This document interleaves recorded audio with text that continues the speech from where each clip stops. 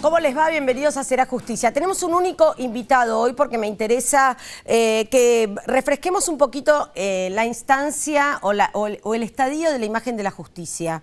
Y me parece que nuestro invitado nos va a poder reflejar un poco mejor que cualquier estadística cómo se está trabajando hoy dentro de la justicia. Que yo recuerde, debe ser la única figura dentro del Poder Judicial por quien se ha movilizado la sociedad, la única figura con vida, porque ya sabemos que la sociedad también se ha movilizado por Nisman, pero bueno, Nisman todavía se sigue investigando las causas de su muerte. Nuestro invitado es el fiscal José María Campagnoli. Muchos apostaban e incluso hay una página que se llama change.org para que el doctor Campagnoli fuera el candidato de este gobierno para la procuración. Ustedes saben que algunos candidatos que tiene que nombrar el gobierno, no digo todos, pero por ejemplo en la Corte Suprema de Justicia, la Procuración, etcétera, lo importante es la aptitud que tengan estos candidatos, la idoneidad, y lo importante es que también tengan una distancia para con el gobierno, como pasa con un auditor o con un síndico. Es importante para el equilibrio de los poderes. Bueno, justamente una de las críticas que está pasando con la candidata Weinberg de Roca, que es jueza del Tribunal Superior de Justicia de la Ciudad de Buenos Aires, es que tiene una relación muy cercana a Macri. Muchos apostaban con que fuera Campagnoli y finalmente no fue el candidato. Él volvió a la Fiscalía de Saavedra, siguen trabajando como siempre, o por lo menos eso parece desde afuera. Se lo vamos a preguntar y lo vamos a saludar. ¿Cómo le va, doctor? Gracias por venir. ¿Cómo estás? Buenas noches. Gracias. Bueno, José María Campagnoli, primero que nada, ¿cómo anda su fiscalía, doctor? Buenas noches. Viento en popa, trabajando mucho, con muchas novedades, porque estamos trabajando para la nueva unidad de NN, para esclarecer hechos NN, que nos ha dado el procurador Casal. Sí. Así que estoy rearmando el equipo que me habían suspendido. Claro, porque eso le iba a preguntar, ¿no? Porque quedó de alguna manera diezmada. Yo recuerdo hablar con empleados suyos, la angustia, digamos, que se vivía. En lo personal yo también lo vivía porque algo parecido pasa con el periodismo. Cuando determinado periodismo ya empieza a molestar, en general queda como desarticulada ese pequeño núcleo de investigación. Y en la fiscalía suya tenían un grupo de trabajo excelente y lo fueron separando, dejando en diferentes lugares. Claro, teníamos una unidad que estaba conformada por gente excelente, que cuando a mí me suspenden y me someten a juicio político,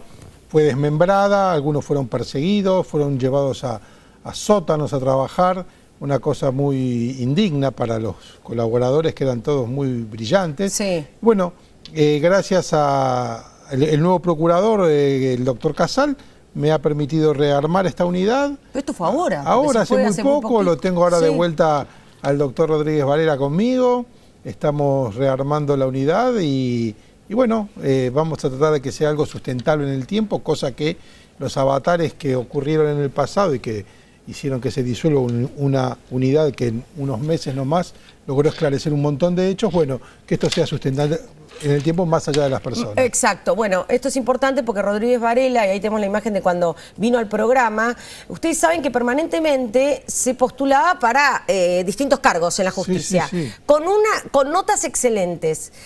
Claro, pero no era manejable, entonces lo bochaban siempre. ¿Cuántos años aproximados? Yo creo que desde hace 14 años debe estar rindiendo exámenes, saliendo siempre entre los primeros puestos, cuando no primero. Ha sido ternado 30 veces, más o menos, número más, número menos, y 30 veces fue dejado de lugar, o sea, fue quitado del primer puesto. La verdad, una real persecución del kirchnerismo a su persona.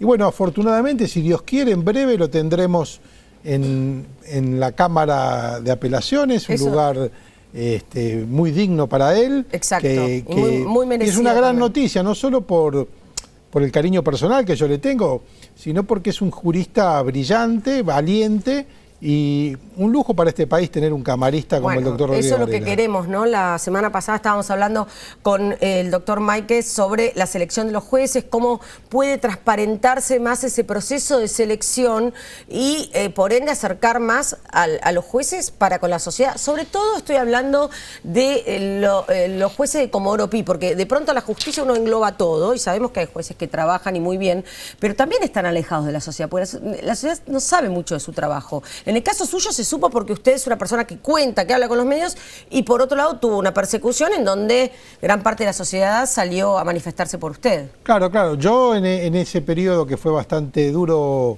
para mí y para mi familia, tuve la suerte de poder tener lugar en varios programas periodísticos, el tuyo entre ellos, y que la gente me conozca, ¿no? Y poder hablar de mi trabajo. Pero hay un montón de fiscales y de jueces que hacen un trabajo silencioso, exacto, que la gente no conoce, que trabajan en condiciones a veces bastante difíciles, pero que día a día hombres y mujeres del Poder Judicial hacen un trabajo muy digno y dan una respuesta que la gente no conoce, porque la gente se enfoca, cuando uno habla de la justicia, para bien o para mal, se fija siempre en lo que ocurre en Comodoro Pi, porque ahí están los casos más resonantes. Los casos del poder o delitos de guante blanco, claro, ¿no? En otros casos no haya entonces, poder, pero... esa imagen que dan los jueces de la llamada Comodoro Pi, buenos y malos los hay, a veces cuando ocurre algo que la sociedad no entiende, como la liberación de Cristóbal López, exacto, y todas estas cuestiones, hace que la gente descrea en la justicia. Claro, yo le preguntaba al consejero Máiquez, que es el hombre del Poder Ejecutivo en el Consejo de la Magistratura, por qué Macri aceptaba la renuncia de Ballesteros, ¿no? Y él decía, bueno, es decir, el Consejo de la Magistratura no tiene mucho para hacer una vez que... No puede avanzar una vez que renuncia el juez. Hasta ahí está su capacidad. Habrá que ver qué pasa con la investigación penal. Bueno, si hay una investigación penal ya eso es otro tema, ¿no? Claro. Hay la investigación penal ya con un ex juez que no tiene fueros, bueno, la justicia puede investigarlo tranquilamente. Pero bueno, lógicamente si el Poder Ejecutivo le acepta la renuncia, ahí las facultades del Consejo de la Magistratura caducan. No quiere decir que haya impunidad, sino que estarían extralimitándose sus funciones. Y si uno se pone en el lugar del presidente, vos decís, bueno, no, que no le acepte la renuncia, ¿y qué hacen? ¿Queda? Si no le acepta la renuncia, ¿qué pasa? Y la verdad que es algo muy, muy discutible, porque uno dice, bueno, mejor que lo sometan a juicio... Sí. Hablando en abstracto, exacto, ¿no? Sí, pero si uno tiene un mal juez, claro, es mejor someterlo a un juicio político y que siga en su cargo mientras tanto, o ya que renuncia que se vaya. Es una cuestión de decisión política que, bueno, que me excede totalmente. Vamos a hablar de lo que pasó hace unos días nada más. OTESUR, procesaron otra vez a Cristina Kirchner y a sus hijos por lavado de dinero. El quinto procesamiento. Será Justicia, venimos siguiendo... como hacemos noticias todos los días, venimos haciendo como la estadística. La persecución con usted comenzó cuando usted tomó en cuenta, comenzó a investigar esta causa que luego quedó cajoneada. Cuando usted empieza a tirar del hilo y se encuentra con un negociado tremendo, en ese momento. En rigor, de verdad, nosotros empezamos con el tema de la ruta del dinero K, la llamada ruta del dinero K, que era una tangente en una investigación que nosotros estábamos hablando en un conflicto societario y un caso de extorsión. Bueno, de ahí nosotros buscando la prueba de esa extorsión llegamos a la con la que ahora está preso. Y todo, y empezó una persecución muy fuerte con los medios afines al gobierno, hacia mi personal que fue, como dije antes, desmembrado y llevado a trabajar a sótanos. Hasta que le sacaron la causa. Sí, totalmente. Ahora, ¿y cómo ve usted esto que se está dando, no? Porque se ha avanzado muchísimo, hubo una... No quiero decir corrida, porque cada vez que digo corrida me viene la corrida cambiaria. Hubo una sucesión de meses en donde no paraban de meter presos a los kirchneristas. Entonces, mi pregunta es la siguiente, se lo pregunto a usted, que me interesa más su opinión. ¿Esto es independencia judicial porque se puede probar, etcétera, o es más de lo mismo, solo que ahora estamos con otro gobierno, entonces se investiga los pasados? Bueno, a ver, hay muchas cosas. Yo creo que estamos mejor. Creo que se levantó ese cepo que existía sobre la justicia durante la llamada era kirchnerista y creo que los jueces hoy pueden trabajar, incluso hay casos donde se investiga el propio gobierno de turno, donde nadie sale a decir que tal juez o tal fiscal por investigar al presidente es un golpista, como pasaba antes. Claro. Eso yo creo que es un avance. También creo que es un avance que vemos cosas que antes no se veían. Me refiero a incautaciones importantes de droga en la lucha contra el narcotráfico, me refiero a casos como el de la Saladita o a casos como el del Pata Medina, que van a la cárcel personas que en alguna época parecían intocables, o lugares que antes nadie podía entrar, ahora llega los allanamientos, llegan los jueces, llega la policía. Eso también a mí me parece un avance y me parece que están pasando cosas que antes no ocurrían.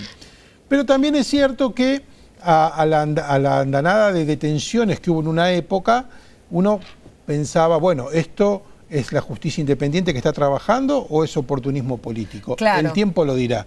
Bueno, cuando empezamos a ver que esas detenciones se transforman en libertades apresuradas también, y ni siquiera son apeladas, la sociedad empieza a pensar si no fue oportunismo político. ¿No? Pero libertades, por ejemplo, digamos, kirchneristas que han sido puestos presos por un juez que luego no apeló, digamos, ni siquiera se han pronunciado y han dejado que la Cámara resuelva esa libertad, por ejemplo. Por eso hay que ver caso por caso, pero opinando en abstracto, cuando uno ve que un gobierno se va y que cambia el color político, entonces empiezan a perseguir a los que se fueron, es algo que a la gente le llama la atención, porque la justicia tardía no es justicia, porque la justicia independiente debe investigar en tiempo real cuando hay una infracción. Eso es lo que todos deseamos, eso es lo que debería suceder siempre. Entonces suena un poco raro cuando se empiezan a perseguir a los que se fueron, ¿no? Sí, más allá de que... más allá de que corresponda, más allá de que las pruebas están. Pero yo creo que siempre es bueno que la justicia se pronuncie. ¿Por qué? Porque el juez que toma un caso, aunque sea de 5 o 10 años atrás, resuelve, tiene que escribirlo. Todo lo que hacemos los fiscales, los jueces, lo escribimos y va a un expediente. Y eso lo puede controlar la sociedad. Cuando la justicia se pronuncia, todos podemos ver qué pasó, todos podemos leer el fallo y sacar nuestra propia conclusión. Para mí fue muy esclarecedor el caso Maldonado. Fíjese cómo tuvo... digamos, toda una línea de opiniones, sí, sobre todo de opiniones en los medios de comunicación y por ende de la sociedad, aunque no sea directo el vínculo, influye en los medios así, más allá de que no sean determinantes, cuando estuvo un juez y cuando estuvo el otro. Cuando el juez Geral asumió en la causa, lo que hizo fue mudarse a Bariloche, es un hombre que vive solo, se mudó con su equipo a una cabaña. Lo digo porque todavía lo sigo invitando, todavía no puede venir al programa, pero le estoy siguiendo los pasos de cerca. Pidió, digamos, transparentó absolutamente toda la investigación. Fue él a hablar con los mapuches para ver si podía pasar el lugar sagrado, explicarles por qué. No es que mandó a la gendarmería con los perros. Y bueno, y luego sometió al cuerpo Maldonado a una autopsia en donde todos, incluso los peritos de parte, dijeron que se había ahogado. Es decir, hay gente que puede opinar que esto sí o esto no, pero se concluyó, más allá de que continúa la investigación. Se llega a una solución y se hace de la manera más transparente posible. Bueno, que eso es lo que hay que tratar, a eso es lo que hay que apuntar, mayor transparencia, poner luz donde hay oscuridad, porque todo lo que pasa en la justicia la gente sospecha un poco, porque qué sé yo, si hubo un sorteo así, por qué cambiaron el juez, porque bueno, hay que poner luz y hay que exigirle a los que tienen que controlar que controlen, y que todos rindamos cuentas, ¿no? Porque ni los fiscales ni los jueces solemos rendir cuentas de lo que hacemos. Y tendrían que existir mecanismos donde nos exijan a nosotros rendir cuentas. A ver, o sea, yo soy fiscal. ¿Cuántas causas mando a juicio? ¿Cuántos hechos esclarecí? ¿Cuántas denuncias tiene y con cuántas terminó en alguna resolución? Claro, que por ende se sabría cuántas tuvo cajoneadas, ¿no? Por ejemplo, una buena pregunta a Ollarví antes de que renunciara, por ejemplo, ¿no? Estamos hablando de un caso emblemático. Por eso fue también muy importante, me parece a mí, lo que hizo el Consejo de la Magistratura cuando armó una comisión que haga una auditoría de las causas federales y sacó unos resultados muy interesantes. Que bueno, que todavía debe faltar porque hay que llegar a alguna conclusión, ¿no? Me parece que en nuestro país nos falta mucho llegar a conclusiones, ¿no? O sea, o no nos gusta escuchar las conclusiones, porque también eso, ¿no? No nos gusta. Pero hay cosas que parecen muy justicia. Simples. Pero cuando la justicia dice esto, no. Yo opino lo contrario. Sí, bueno, viejo, ¿qué hacemos? O sea, pero de todos modos hay cosas que son muy simples. Por ejemplo, hablábamos del juez Ballesteros que renunció. Sí. Perfecto, renunció, bien, mal, sí. Nos puede gustar o no. Pero ahí se habló de un sorteo, que habían incorporado a un juez por un sorteo. Exacto. Tan difícil es establecer si estuvo bien o si estuvo mal, si hubo un delito o no ahí. ¿Correspondía que actúe un juez porque tenía una causa conexa? Exacto, ¿O eso no fue una mentira? ¿Y por qué es discrecional de Ballesteros, que lo decidió él? Pero eso es tan difícil de establecer. Entonces, escuchamos todo, se va a investigar esto, esto se va a investigar. ¿Y el resultado? ¿Cuánto tiempo se necesita para saber si eso estuvo bien o si estuvo mal? Bueno, ahora ya la casación dio vuelta el fallo, qué sé yo, y un juez renunció, otro lo trasladaron y seguimos sin saber si ahí hubo una infracción grave o no. Sí, absolutamente. No, y en el medio también se habló de plata, se habló de una coima tanto de Cristóbal López como de Fabián de Sousa, que yo, si fuera juez, yo misma me diría, investíguenme, porque yo me pronuncié en base a mis convicciones y conocimientos judiciales. Exacto. ¿No? Esto, bueno, pero no lo hacen así todos los jueces. Vamos a hacer una pequeña pausa, porque el doctor Campagnoli tiene muchas causas en la Fiscalía. Ustedes saben de la mega causa abuso de menores en Independiente. Hay un capítulo más chiquito, pero que está, y le está investigando el doctor, en River, como en otras instituciones deportivas. Este y otros temas los vamos a tocar después de la pausa.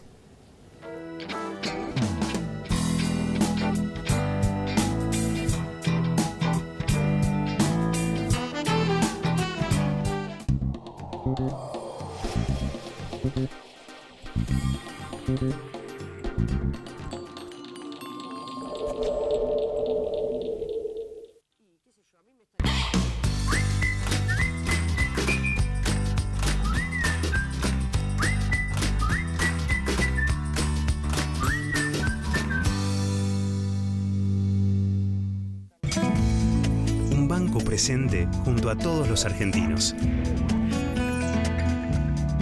Banco Nación.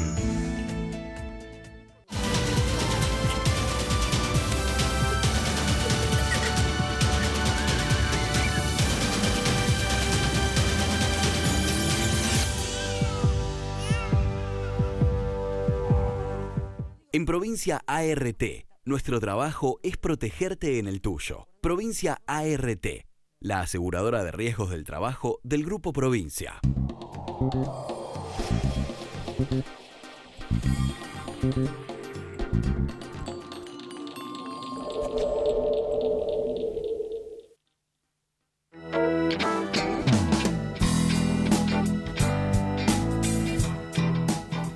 El fiscal José María Campagnoli, ya pasaron tantas cosas que nos olvidamos, ¿no? Que hubo marchas frente a los tribunales, que estuvo a un paso de irse, que su abogado fue Ricardo Gil Lavedra, por supuesto que el propio Ricardo Gil Lavedra, ex camarista de las juntas, ex ministro de Justicia de la Nación, un hombre de mucho prestigio dentro de la justicia, él se ofreció para defenderlo, y yo en su momento pensaba que usted no iba a volver a ser fiscal, creo que usted también. Bueno, ahora nos cuenta Campagnoli, creo que no tenemos oportunidad de escucharlo tanto, que la Fiscalía está con muchísimas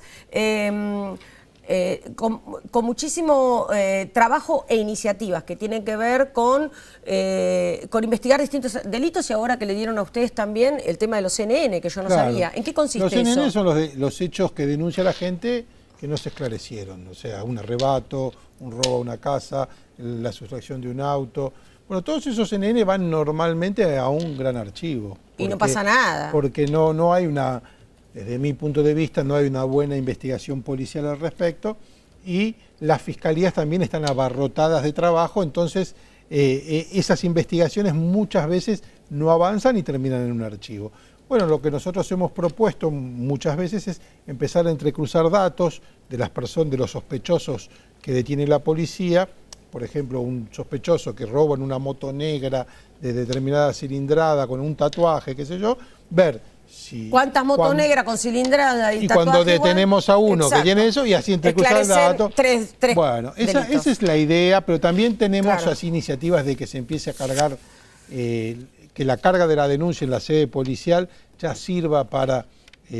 porque todo se duplica y se triplica, ¿no?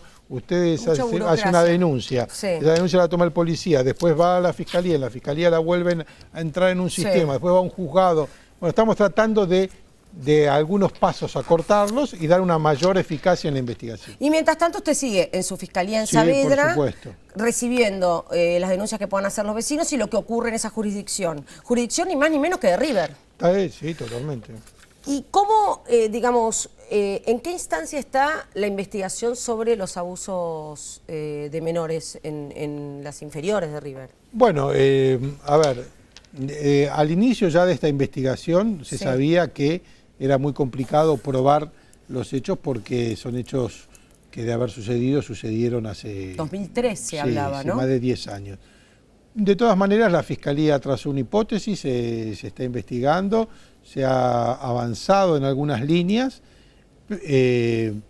pero, es bueno decirlo, no es la misma situación de la que vemos en el caso de Independiente.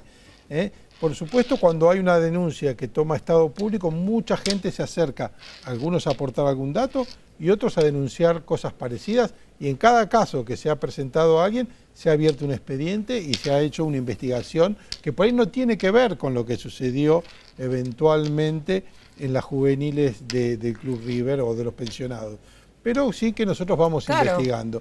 Al día de hoy no se ha presentado ninguna víctima de aquella época, más allá de que nosotros tenemos por ahí algunos casos paralelos donde sí pudimos avanzar y ver quién puede ser los supuestos autores. Pero es un caso totalmente distinto al de Independiente. Al de Independiente. Eso es importante porque aquí teníamos hasta lo último que nos había quedado, que fue fines de abril, la versión, yo se los quiero recordar porque pasan tantas cosas que ya uno piensa que esto pasó hace años, de una médica de apellido Penesi, Andrea Penesi, que trabajó en River entre el 2004 y el 2011, y ella se presentó a la justicia para denunciar una serie de abusos. Esto no se probó.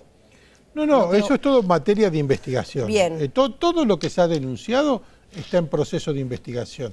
El caso no está cerrado en absoluto y todo lo que ha dicho esta médica, en realidad todo empieza con la Fundación Avivi, que es la que va a la comisaría y ellos nombran a esta médica, la cual fue convocada a declarar y prestó un testimonio. Perfecto. Bueno, está en plena investigación, pero no tiene, digamos, la misma trama. No, es totalmente distinto, son situaciones diferentes a las que uno conoce por lo que ve en los medios, pues yo no conozco exactamente la causa de Independiente, ¿no? Totalmente. Doctor, le quería preguntar, usted ya me contó, me dijo que estamos mejor, me contó un poco esto de la iniciativa del Consejo de la Magistratura sobre la auditoría de las causas federales, lo cual está bien. Así todo, si usted, por ejemplo, viniera, no importa, un funcionario del gobierno para pedirle su colaboración para mejorar la imagen de la justicia, ¿no? Que no sea una cuestión partidaria, sino profesional, ¿qué propondría? Bueno, yo lo primero que propondría es, usted sabe que en la capital federal conviven varias jurisdicciones, la jurisdicción local de la ciudad, pero en el fuero nacional están los jueces federales de Comodoro Pi y los jueces nacionales de instrucción. Sí. Los jueces nacionales de instrucción, la justicia ordinaria llamada, que es donde yo trabajo, tiene aproximadamente unos, si no me equivoco, unos 70 jueces de primera instancia, que son jueces nacionales penales, tiene unos 100 jueces de tribunales orales, son todos jueces nacionales penales que uno puede ver su trabajo día a día, y que utilizan el mismo código procesal que los jueces de, vamos a llamarlos, de Comodoro Pi. Sí, los federales que están distribuidos en todo el país, porque hay jueces federales en provincias también. Claro, pero como siempre lo que nos ocupa es Capital Federal, Comodoro Pi, siempre uno habla de Comodoro Pi como si esa fuese la única justicia que existe. Sin embargo, en la Capital Federal conviven estas dos jurisdicciones. Tal cual. Entonces, para mí, casi a costo cero para el gobierno, licuar esas dos jurisdicciones fortalecería la justicia federal de Comodoro Pi, porque podría tener una inyección, no digamos los 70 o los 100 de tribunales orales, sino la mitad, ponerlos a trabajar en casos federales de corrupción, de crimen organizado, de trata de personas, de narcotráfico, y sería casi a costo cero, porque todos los jueces estos tienen el mismo procedimiento para ser jueces que tiene un juez hoy en día, o sea, acuerdo del Senado, el mismo código, es gente muy valiente, muy austera, que hay muchos que uno los puede conocer, pero que no son tan conocidos, y además, porque tienen un perfil mucho más bajo. Que se repartan las causas entre muchos, que esté la cosa más distribuida y no tan concentrada. Eso para mí sería algo que el gobierno podría hacer sería costo cero y que además hay otra cuestión, que es que hay un traspaso de jurisdicción, de competencias, de delitos a la justicia de la ciudad. Claro. ¿Sí? O sea, hay delitos, eso está entonces va a quedar medio vacía la claro. justicia nacional Tiene ordinaria. razón. Entonces, este traspaso, o como corresponda llamarlo, sí, a esta cuestión, que nosotros ya en el año 2003-2004 con el ministro Vélez, sí, habíamos tratado de hacer ese traspaso, y que bueno, por supuesto fue boicoteado, pero que es una idea muy interesante. Doctor, Elisa Carrió, yo lo decía al comienzo del programa, ni bien ganó Cambiemos, y con toda la ilusión que había de cambio en gran parte de la sociedad, lo que dijo es que los cambios eran urgentes en la justicia, sobre todo en la procuración, y dio el nombre de José María Campagnoli, porque Elisa Carrió estaba convencida de que era la persona idónea para la procuración. Macri eligió a la doctora Weinberg de Roca, y yo le quiero preguntar, de haberle propuesto a ¿usted hubiera aceptado? Sí, lo hubiese pensado, posiblemente sí, lo hubiese tomado porque más tiene autonomía la procuración total. Sí, total, pero a ver, a mí me gusta lo que hago y me gusta trabajar para que la gente esté mejor. Si me hubiesen honrado con un cargo semejante, pienso que hubiese dicho que sí, más como un deber que como un gusto, porque a mí soy un fiscal más bien de trinchera, a mí me gusta el día a día con el delito. Caray. Un procurador tiene una gran responsabilidad. Pero imagínese que pasaría usted también a dar directivas para el funcionamiento de cuántos fiscales. Bueno, sí, por supuesto, ¿no? Por supuesto, claro. Pero lo hubiese tomado más como un deber que como un placer, obviamente. No, dolores de cabeza seguro que hubiera tenido. Pero bueno, no, pero no por eso, sino por el tipo de función, ¿no? Que lo aleja más de la trinchera. De la trinchera. Pero bueno, seguramente hubiese aceptado si eso hubiese ocurrido. Bien. Bueno, nunca hay que decir nunca, hay que ver cómo avanza la cuestión. No, ya el señor presidente ha decidido por una hay que ver persona si pasa que espero que le vaya bien, ¿no es cierto? Bueno, hay que ver si hay acuerdo, ¿no? Sí, hay todo un procedimiento de selección, ¿no? que probablemente vaya a funcionar. Bueno, hablando de esto del deber, ¿no? Y del servicio, le quiero contar algo a usted y también a la audiencia. Yo voy a estar la semana que viene en Entre Ríos con la Junta Federal de Cortes, firmando en nombre de FOPEA, el Foro de Periodismo Argentino, un acuerdo con los Tribunales Superiores de Justicia de todas las provincias para acceso a la información de los colegas. Sobre todo porque en esta suerte de unitarismo que hay de que Buenos Aires concentra todo, lo que tenemos es muchos periodistas que no tienen acceso a los fallos judiciales y bueno, esto es lo que de alguna manera me encomendó a mí FOPEA, que lo hago por un deber también, por ética periodística, así que voy a estar como firmando esto también por un poco de representación de los periodistas, de los laburantes del periodismo que integramos FOPEA, porque no hay dueños de medios ahí, sino los trabajadores. Doctor, gracias. No, lo voy a volver a invitar cuando lo llamen para la procuración. Bueno. Gracias. Nos vemos el miércoles aquí en Será Justicia. Chao.